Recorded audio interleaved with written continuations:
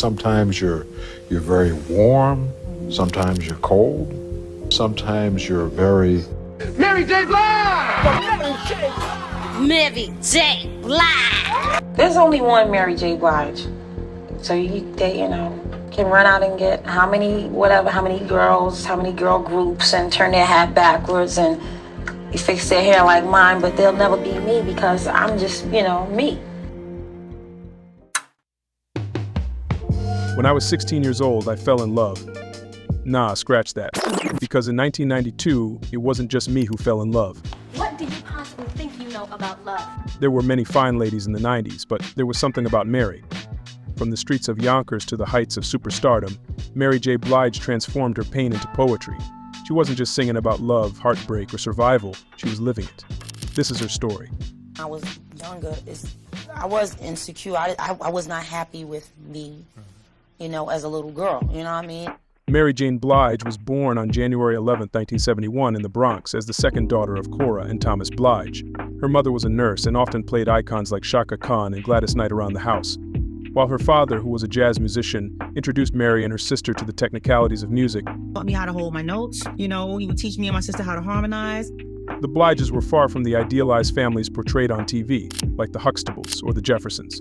Mary's father, a Vietnam War veteran, reportedly suffered from post-traumatic stress disorder, while her mother battled alcoholism. Plus, their relationship was often volatile, and at times the tension escalated into physical abuse from Mary's father to her mother, creating an unstable environment for Mary and her sister. In 1975, when Mary was just 4 years old, her father left the family, leaving Cora to raise Mary and her older sister, LaTanya, on her own.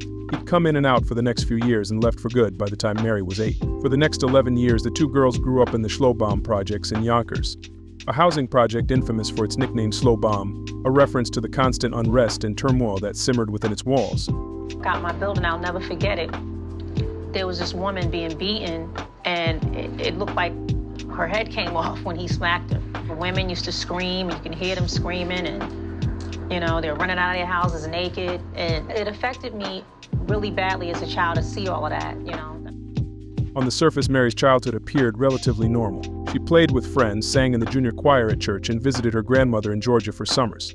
However, beneath this outward normalcy, Mary was grappling with deep emotional turmoil. In addition to the pain of her father abandoning the family, she was also dealing with personal trauma that she struggled to process and understand. I remember feeling, literally right before it happened, just could not believe this person was going to do this to me. When she was 5 years old, at a family house party, a friend of the family violated her, taking advantage of her as a child and scarring her in ways that would haunt her for most of her life. For years throughout her childhood, she kept that trauma to herself, but inside she was in pain. The assault left her feeling isolated and misunderstood as a little girl. But one thing that helped massage the emotional wound was singing. Mary would sing anywhere, at home, at school, and at church, which was the only place she felt safe. When Mary was 7 years old, she entered her first talent show at her elementary school, singing Peaches and Herbs Reunited. But the catch is, her music teacher pushed her to do it. While Mary had the talent to be a star, she was uncomfortable putting herself in the forefront. Basically, that's what it is. I don't have a 5-octave range. I didn't go to singing school. You know what I'm saying? I sang in the church when I was a little girl. When I was a young girl, I was able to sing way better than this, Right now I have what I have, what's left of what I was gifted with. Growing up in the projects was tough for Mary. She was constantly harassed and would get into fights almost daily just to prove herself and prevent from being seen as someone easy to rob or jump.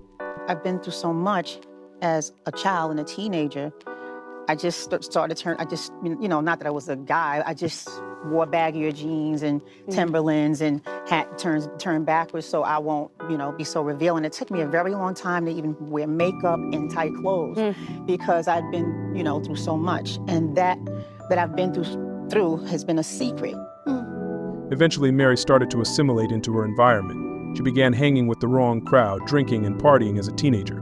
By 16, when she was a junior at Roosevelt High School, she dropped out, which opened her up to more time to run the streets. She also developed a drug habit in those years, one that would follow her for most of her life. One day in 1988, 17-year-old Mary was hanging out at the Galleria Mall in Westchester. By that time, she had already dropped out and was working as a 411 operator, answering the phones in a call center by day. Well, the Galleria had a new karaoke machine in one of its vendors. Mary and her friends were hanging out when Mary decided to give the machine a shot. She wanted to hear herself sing since everyone else said she was so good. One of the options in the booth was Anita Baker's Caught Up in the Rapture. Mary pressed play, and the rest is history.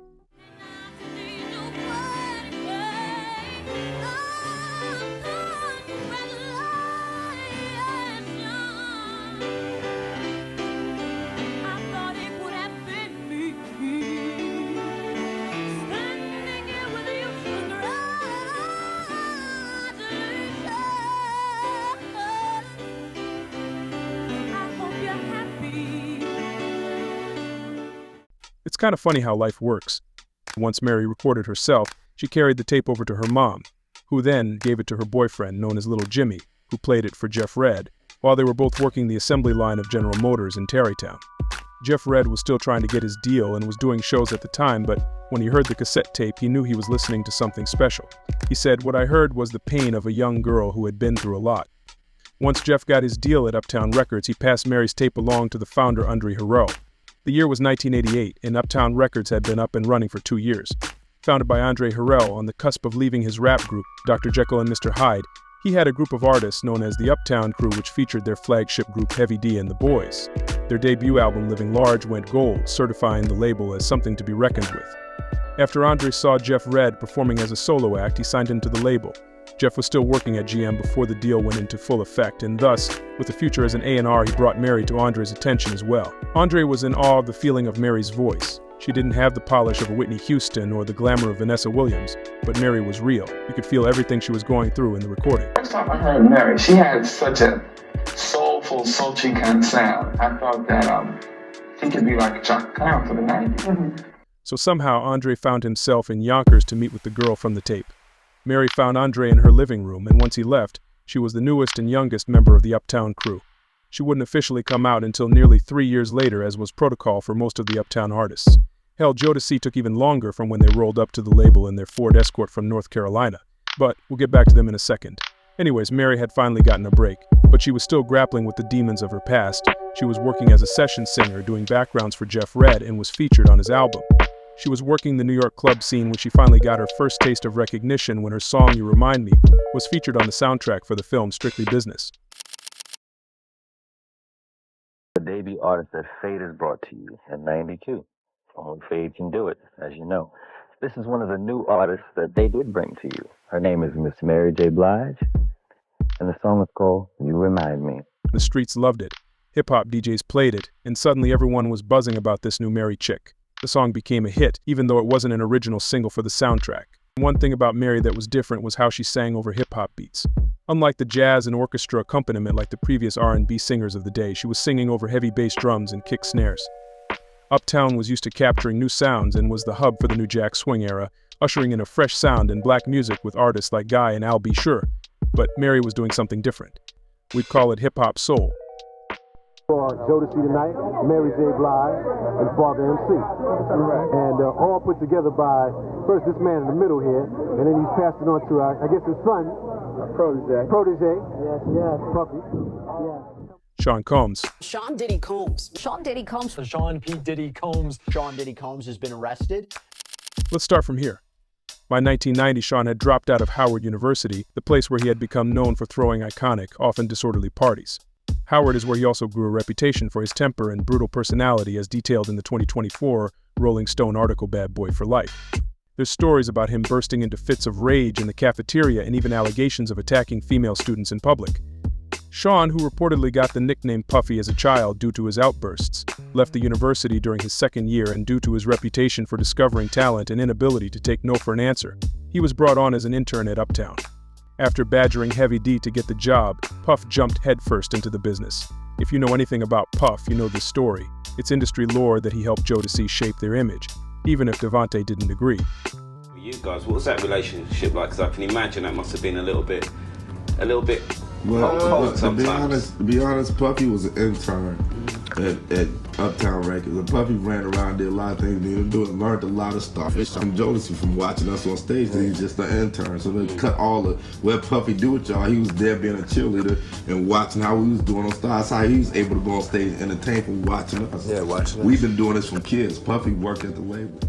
Mary had been floating around the label for years, but didn't know if the executives really liked her. Andre wanted to reshape her image, They knew Mary couldn't be packaged like the normal R&B ladies of the time, so he handed her off to the new kid in the building to see if he could make what she had work. What you say, baby?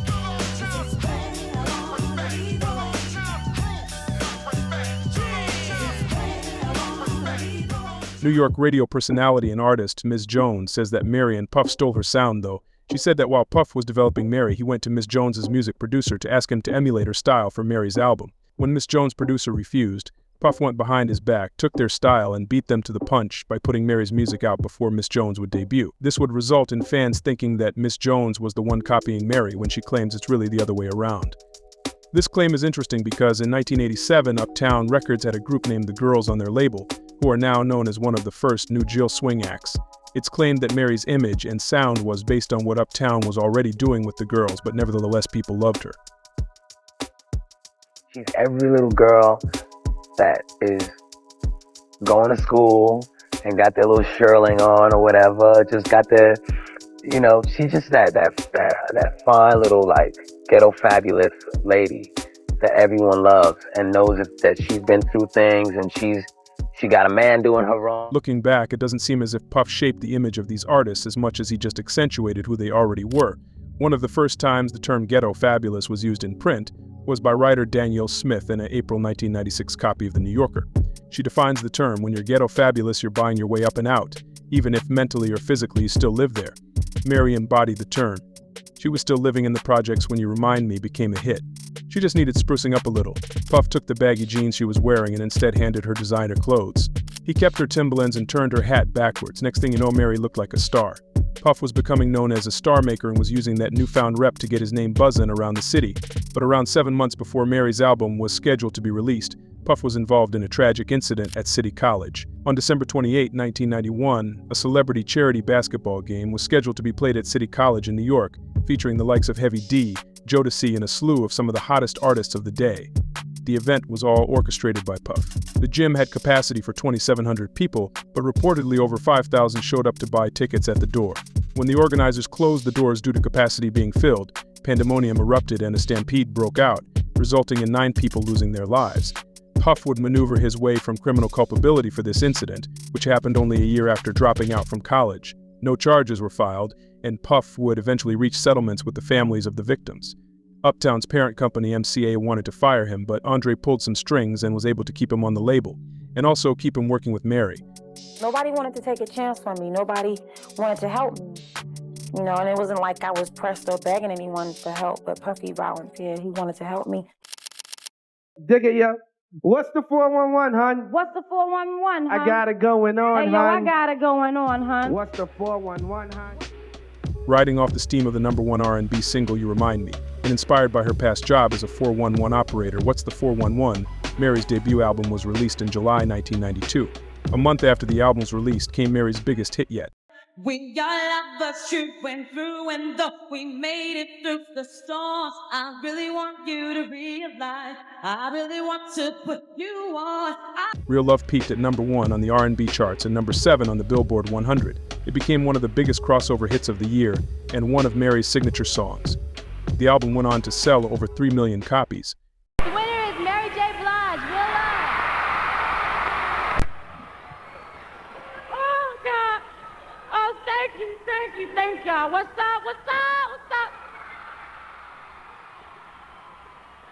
Yo, I brought a list because it's a lot of people that I don't want to forget to thank. And I just want to thank everybody. First, I just want to thank the Almighty himself, God, because without him, none of this would be possible. Thank you. While promoting the album in London, she arrived late to a concert, performed 3 songs, then disappeared for nearly an hour. Word of this made its way back to the States, where Mary was already growing a reputation for being an attitude-ridden diva. I'll be a bitch. I will be it to the day I die, because you won't get nowhere being a soft wimpy. You're just gonna be there and being stepped on and walked on and bend over and all that. You're gonna be that. During the conception of What's the 411, Mary connected with KC from the R&B group Jodeci. Ooh, yeah. Ooh, yeah. KC and his band were on top of the game in the early 90s, with their debut album Forever My Lady and its singles topping the charts. After the two recorded their duet I Don't Want to Do Anything Else for the What's the 411 remix album, The two became intimate and eventually dated. Soon after the two became official, the cracks in their foundation started to show. How y'all get that little duet together, Mary? You know, it's a label thing. You know, we was on the... Oh, like you ain't want to sing with him, like he can't hit a note. Hello. The boy can sing, no doubt. No Okay? doubt. But it was a label thing, you know? And we're label mates, and they were just asking us would we do a song together. Like the label was asking us. It's a sweet one too. Yeah. You know, tell them what the title. I don't want to do anything else.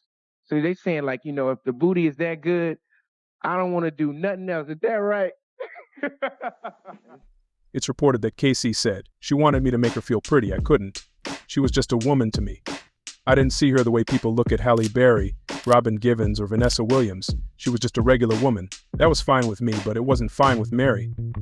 While the world was falling in love with her, she still did not like herself. She was extremely insecure, and her relationship with Casey only exacerbated it.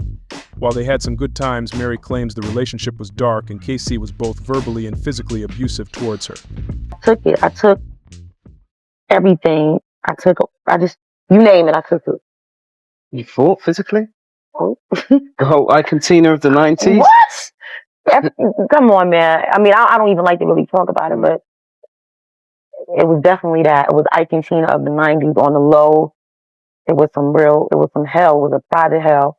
And I just took it because I was, you know, missing him and yearning for him and wanting to be with him. This caused her to spiral into a depression, making the drinking and drugs she used to numb her pain more of a constant in her life. Realizing that the fame was becoming too much, as well as ruining herself and the label's reputation, Andre sent Mary to boot camp.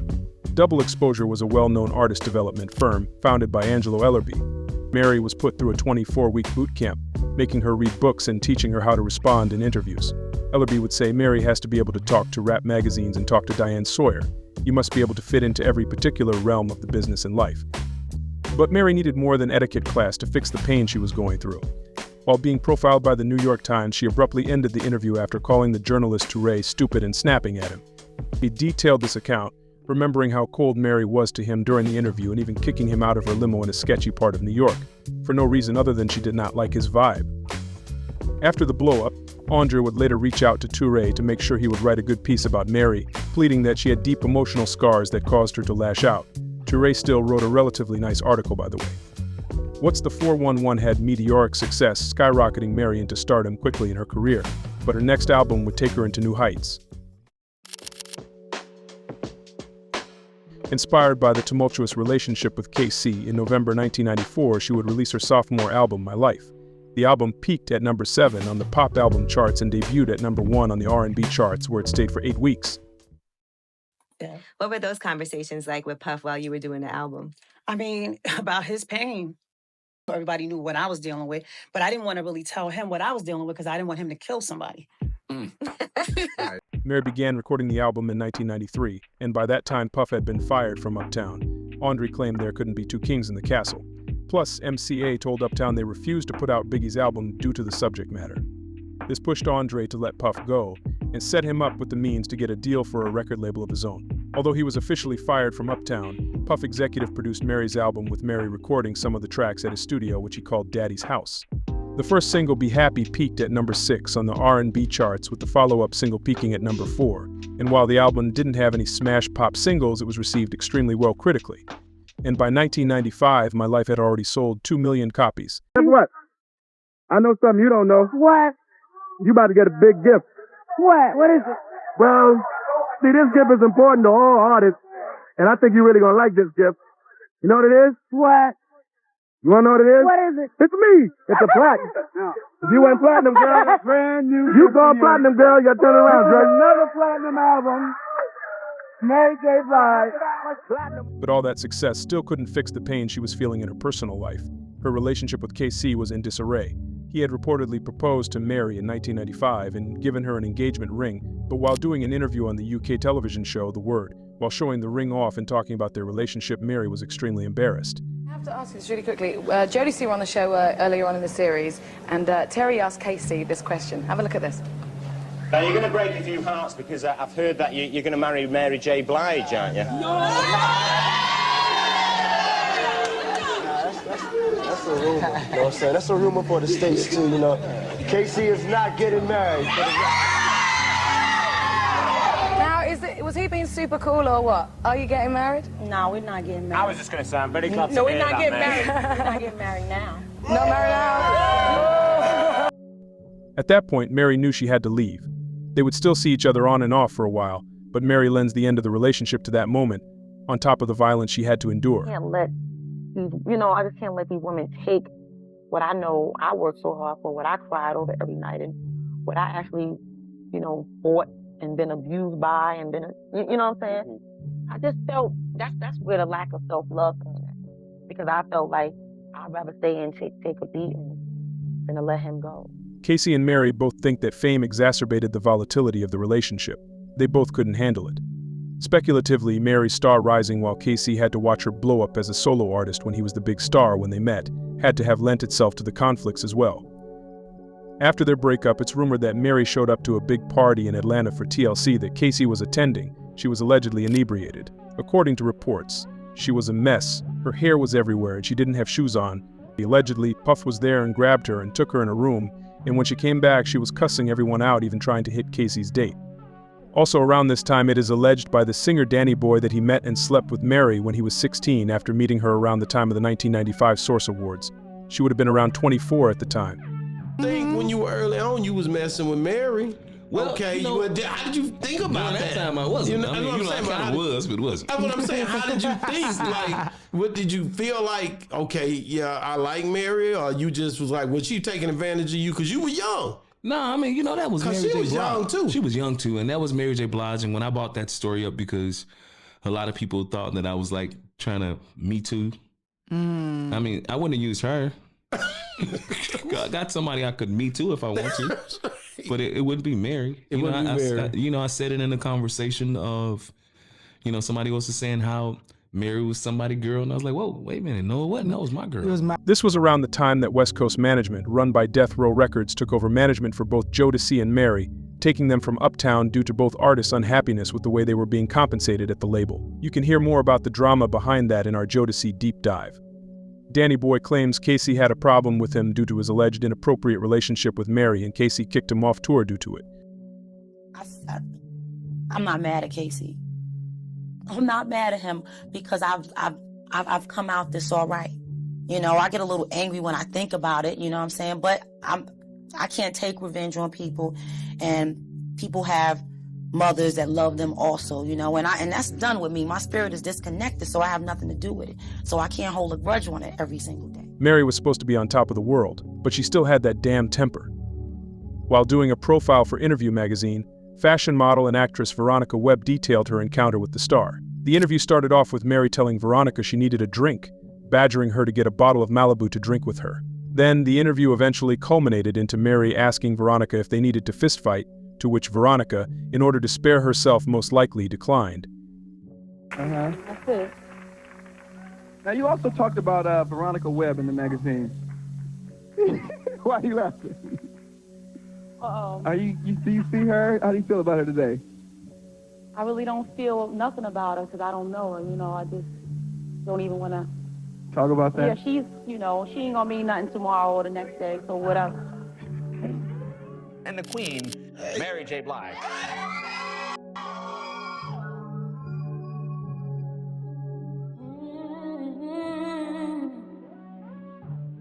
Hey, baby,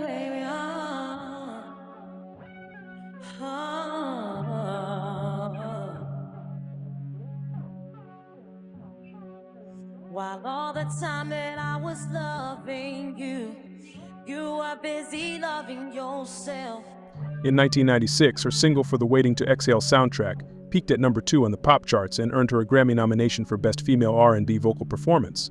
She also won her first Grammy in 1996 for her duet with Method Man, I'll Be There For You, You're All I Need to Get By. You were my destiny. And by her singing on that song right there and putting that feeling behind it like Sweet Morning Dew, I took one look at you and it was plain to see you was my destiny. Oh my God, come on. Bill, oh, gee, I don't even have to say anything. She said it all. But she admitted she might not have been totally able to comprehend the moment. She remembered that night by saying, "When I got that Grammy, I was high. Not at the Grammys, I don't think. But I was drinking like a crazy person, still sniffing cocaine going in. That year, while in the midst of her breakup with KC, she met another R&B singer who caught her eye. Case was a new crooner on the rise in 1996 when he released his single, Touch Me, Tease Me, featuring both Mary and rapper Foxy Brown. Case was reportedly engaged at the time that he and Mary started seeing each other. But the relationship got serious fast. They even lived together for a time. He alleged the relationship was volatile, with him claiming he still had a scar from Mary throwing things at him. But it quickly ended when Case was on tour and Mary's cousin, who was his hype man, witnessed Case cheating on her with 3 different women. At the same time, it's rumored her song Your Child was inspired by his cheating during the relationship. As a woman, Especially me being a new artist, I'm a woman, you know, to come after Craig Mack and Big, you know, after they did so much work for the label, you know, it's like, I gotta do my thing. I think a lot of the rumors that are surrounding our friendship are because we're so close and people see that as real because we go out all the time, you know, but now I'm hearing different stories like, you know, I vocal coached her and I did this and I did that, but we just 2 women that get along. What's wrong with that? We met each other. Puff hooked us up. He wanted me to help co-write on the album. You know, she was singing for years before I met her, so I had nothing to do with that. In 1994, Faith Evans was newly signed to Puff's Bad Boy Records and tasked to provide background vocals and songwriting for Mary's My Life album. And by 1995, she had released her own self-titled debut. This bothered Mary, as she thought that Puff had found her replacement for his label. She was his flagship artist at Uptown, and Faith was using her producers and singing over hip-hop beats too. And that, on top of smaller petty arguments, is supposedly why her and Puff severed all ties for Mary's 3rd album. But they officially cited the reason for the split as creative differences. Either way, the relationship was weird between Mary and Faith. Mary was originally supposed to be featured on Faith's debut album on the song Love Don't Live Here Anymore, but after Mary recorded the track, she called Faith's people and told them to take her vocals off, causing more rumor that Mary was jealous of Faith's vocal ability. Documentary, or she felt the way when Puff brought you along, because I always heard those things, but to be quite honest, that was never confirmed. I mean, they did tell me I had to take her voice off my album because of some issue that I never knew about, but I thought that was something between her and him. But I'm kind of glad I don't know what it was about because I can honestly say I really don't know what that was about. Oh, y'all had a song together or something? Or? Yeah, on my first album, we did a song together called Love Don't Live Here Anymore. Wow. And then at the time, the general manager, Bad Boy, called me like probably about 6 months after my album came out, like, Mary wants her voice off your album. Nah, you need to call her. I was like, no, I don't. I mean, I didn't do nothing to her, so what am I going to call her for? I don't know what happened. Right. They didn't tell me what happened, so why are you telling me to call her? Anything could have caused tension between the ladies, but one glaring red flag was Mary's friendship with Lil' Kim. They had become really cool during that time. And it's known that Kim and Faith had problems with each other due to their relationships with Big. Now, here's the thing. There are plenty of rumors of what was going down in the industry at the time. I've heard stories of Mary and Puff having a secret relationship, information about tapes, and literally every conspiracy theory in the world about Kim Porter. It goes without saying that Mary had been around and pictured with Puff while he was doing some of the alleged behaviors we've all heard about. But the rumors that Mary had any direct involvement are highly speculative and quite often unsubstantiated. Whenever someone's source is industry insiders and they can't name a reputable news outlet, they more than likely made the shit up. Okay, back to the story.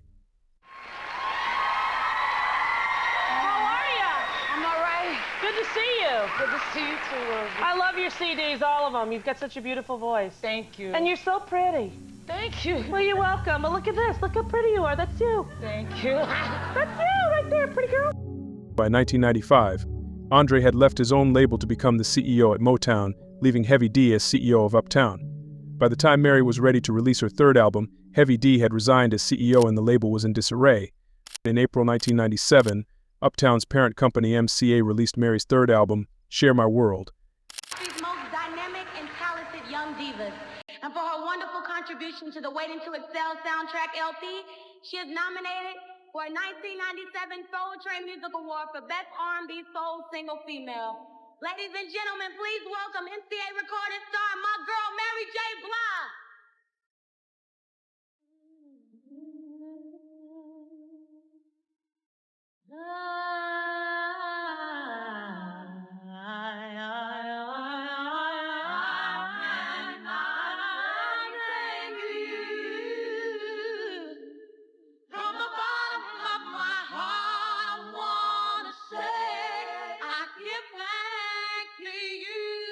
Thanks to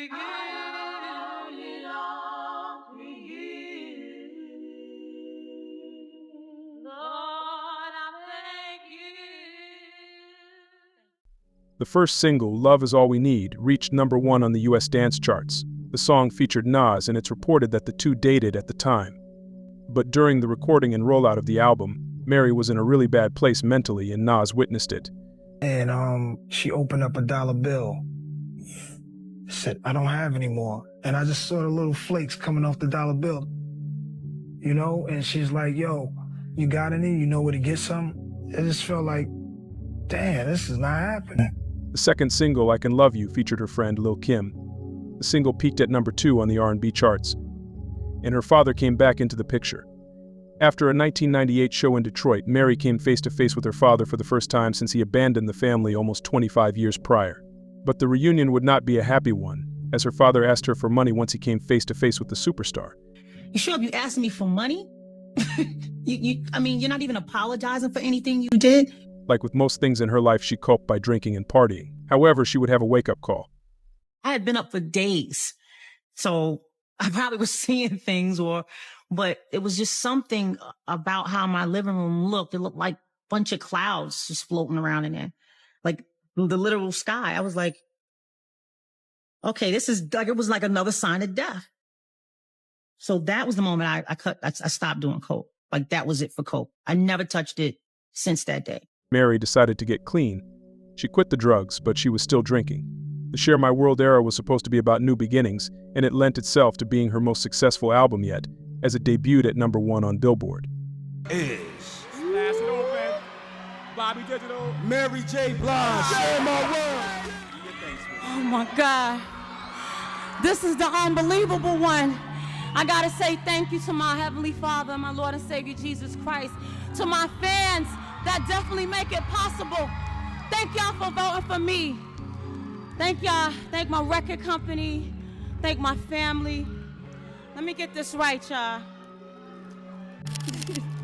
I always have a list. The album cover, everybody wants to know why I did it so natural and so plain. Let me run it down to you why. What's the 411? Fashion. My life. Fashion. Share My World. Fashion. Everybody knows that Mary wears clothes. These are Gucci sandals. These are Norma Kamali jeans, Todd Odom jacket, and a regular little shirt from a cheap store, y'all, and gets her hair done. Hair costs a lot of money. So this is a little more deeper for me.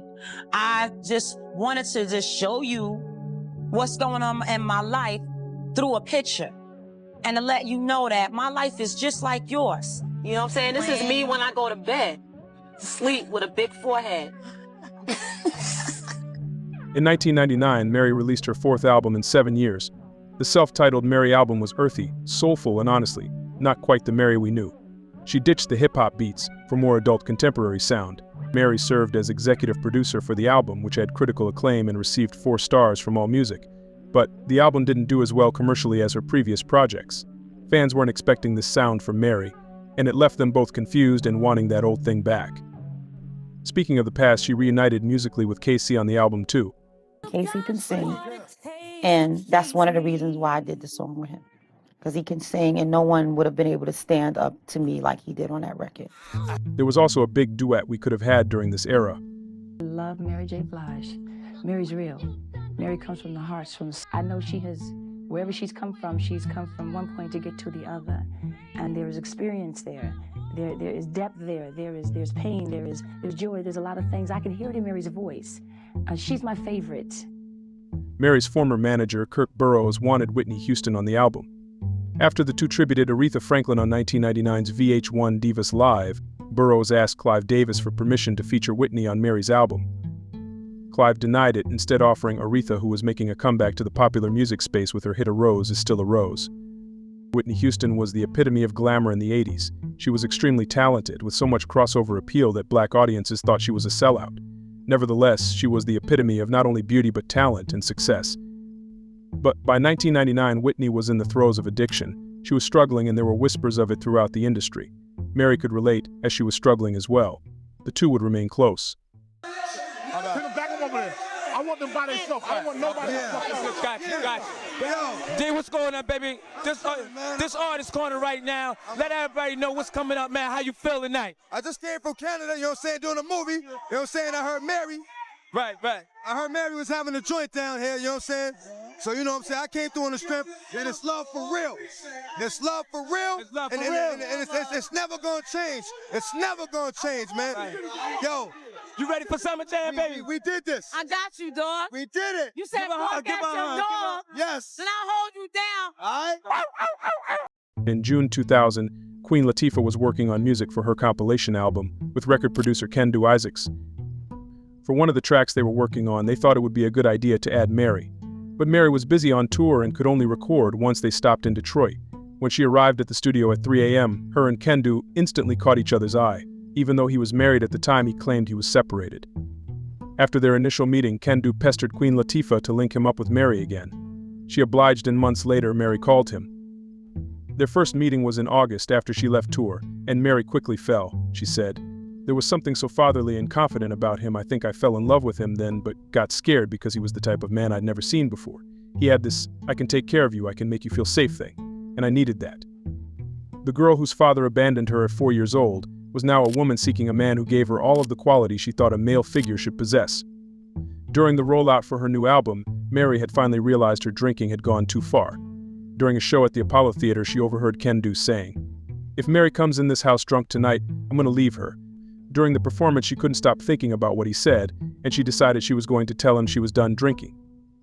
It was August 25, 2001, and later that night she'd learned that the singer Aaliyah had passed away in a plane crash.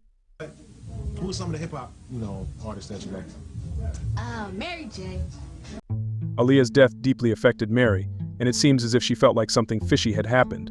I just know that was a murder. You know what I'm saying? That was a spiritual murder, whether people know it or not. Because God don't kill people. You know what I'm saying? Whether people know it or not. And I could go deep, but a lot of people I would have to really bring who, you know what I'm saying? For what I learned. And she just was cut down in the prime of her life. And it's so unfair. And it wasn't time. You know what I'm saying? It wasn't, I believe it wasn't her time to go, because from what I know, it ain't supposed to go down like that. She recalled to Oprah, "My life was her life. She was surrounded by people who weren't telling her the real deal. We weren't close friends, but I talked with her a couple of times. I very well could have been the woman on that plane." It was a scene that could have been reserved for an entourage of stars, but the hundreds of fans who filled Getty Square in Yonkers Thursday evening were all there to see one person, R&B singer Mary J. Blige, who grew up in Yonkers and began singing in the church choir. Now she's in town promoting her latest release, No More Drama. On August 28, 2001, Mary dropped her 5th studio album, No More Drama. Her first single, the Dr. Dre-produced Family Affair, was her first #1 on the Billboard pop charts and stayed #1 for 6 weeks. The album debuted at #2, just behind Aaliyah's self-titled album. The album sold over 2 million copies, with nearly 300,000 sold in its first week, but MCA was disappointed by its sales, and the rollout was obviously hindered by both Aaliyah's passing and the tragic events of 9/11. So they repackaged and re-released the album in January 2002, adding the single Rainy Days featuring Ja Rule, one of the hottest rappers out at the time. She also made her film debut that year, starring in Prison Song with Q-Tip. Mary would say, "After my first album, I didn't even know I was successful. It wasn't until No More Drama in 2001 that I knew I had made it." Yo, thank you, Jesus. Thank you, because he has been good to me this year, not just winning awards. I'm living right now. In August 2003, Mary released her 6th album, Love and Life. Inspired by her relationship with Kendu, this album was all about positivity. The album also brought Mary and Puffy, who was going by P. Diddy by then, back together. It debuted at #1 on the Billboard 200 and sold 285,000 copies in its first week. But the public perception of the album was lukewarm, not producing any chart-topping hits.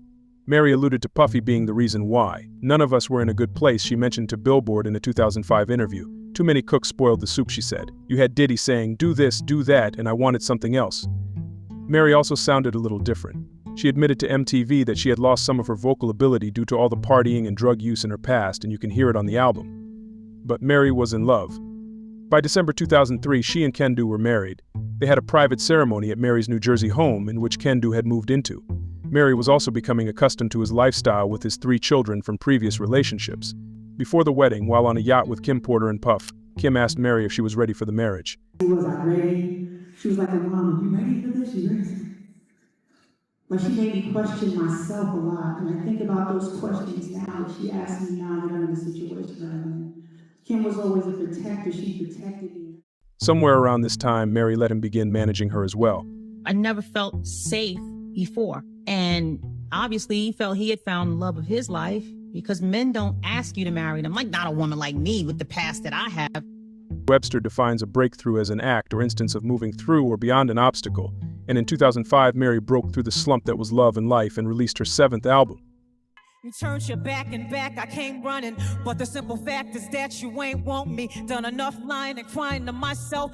Nothing left to do but move. What else can I... The album was a smash, selling over 700,000 copies in its first week. The lead single, Be Without You, would become her most successful song to date, spending 15 weeks at #1 on the hip-hop and R&B charts. The album also won her 3 Grammys that year. We're coming out, Christmas is here, and it's only a few days away. I'm wondering, with a lady so successful who probably has everything she wants in life, what do you want for Christmas this year? I just want peace, you know? I just want some peace in my head. I'm good. My family, you know, that's really it. Yeah. In the years that followed, Mary released both Reflections, a greatest hits album, and Growing Pains, her 8th studio album. Growing Pains peaked at #1 and sold over 600,000 copies its first week. Just Fine, the lead single of the album, peaked at #3 on the R&B charts. Mary was rocking and rolling, and everything was on the up and up professionally. But things weren't all good in Mary's personal life during that time. At her album release party for her 9th album, Stronger with Each Tear, it was reported that Kendu and Mary's brother Bruce got into an argument that turned into a physical fight. It was reported that Mary threw a punch at Kendu during the altercation and threatened him to, quote, not to even think about going Chris Brown on me. But Mary and her camp denied that rumor, stating she was just breaking up the fight. Mary's career had been on the steady incline since her 1992 debut. Her song was featured on the Oscar-winning film Precious's soundtrack. She also sang the anthem during the World Series, and she released 2 albums between 2011 and 2013, My Life 2 and A Merry Christmas, both of which had moderate success. It was reported by TMZ in 2013 that the IRS had filed a tax lien against Blige over a 3-year period, due to not receiving $3.4 million in income taxes for 2009, 2010, and 2011. You know. Did he not want it as much as you did? He didn't. When someone loves someone else, it's nothing you could do, Jesus. you know. You just want to be with that person. And whack. but that's what I'm suffering through right now. What was the turning point where you knew it was going down the wrong road? When everything I said didn't mean anything, and nothing I ever did was good enough, and I was never smart enough. He knew he loved someone else. He knew he wanted a harem and he knew he wanted what he wanted. In July 2016, Mary shocked everyone by announcing she was divorcing her husband. She was devastated by the split and filed for divorce, stating irreconcilable differences. It would be alleged that Kendu had been having an affair with an artist Mary was trying to develop. In 2010, Mary signed Starshell to her Matriarch record label. She invested time and money into developing the singer into an artist, and it's alleged that Starshell was Kendu's mistress. But she denied the rumors. In order to maintain the lifestyle he acquired by being married to Mary, Kendu sought out nearly $129,000 a month in spousal support because, she was his only job. The judge would eventually order his ex-wife to pay him $30,000 a month. She was also ordered to pay retroactive spousal support and his court fees, which totaled over $235,000. Mary tweeted through the pain. I understand what you're saying, but I gave him too much power. I gave him everything. I said, here, take it all. Manage me, love me, protect me, do it all. And he didn't handle it right. But I gave him that so he could feel secure. And he still wasn't secure, so it just was never enough. So what can Still you do? paying the IRS and now hit with another 5-figure monthly bill, Mary felt like she was losing everything. She told Afrotech, I had nothing when I left out of that marriage and I had to work. I had my name, so I had to work, and so I did. I went on tour. I had to do everything to make that money to pay out the alimony. Mary headlined a tour with Maxwell that year. On top of that, her Strength of a Woman album peaked at #3 on Billboard. In other words, Kendu didn't stop. B2. Oh yeah, you do R&B, huh? Yes. Well, y'all know Share My World. Yeah, we know that. Boy, you say I'll always... Mary was as hot as she's ever been. After dabbling in acting on and off since making her acting debut on the Jamie Foxx show in '98, she was nominated for an Oscar in 2018 for her work in the film Mudbound, which she channeled the pain of her divorce for her character Florence. She received a star on the Hollywood Walk of Fame in 2018, and by the next year she was being honored with a Lifetime Achievement Award by BET, stamping her as the queen of hip-hop soul. And not to mention, she co-headlined the Super Bowl in 2022. You know, when I think back about, you know, when Andre said he went to your apartment back in the day and you sang for him, when you think about that young lady, did you see this? Did you see moments like this happening? Did you think it would go this far? Absolutely not. Wow. I did not think it would. I didn't think I would live past my life. But I'm here, and now I'm here, and now I want to be here, and now that's it. You know, nobody can stop that. When Mary J. Blige was introduced to the world in '91, we knew she was special. With her baggy jeans and combat boots, Mary shared her life with us through her music, both the highs and the lows. She's been the voice for so many who felt unseen and unheard, and her impact goes far beyond the charts. Artists like Monica and Keisha Cole have followed in her footsteps, embracing that same raw honesty in their music and their lives. While she's had her struggles, she triumphs every time, and over 30 years later, she's still on top of her game. Many can't put a finger on what it is about Mary that makes us love her, to which I say, there's just something about her.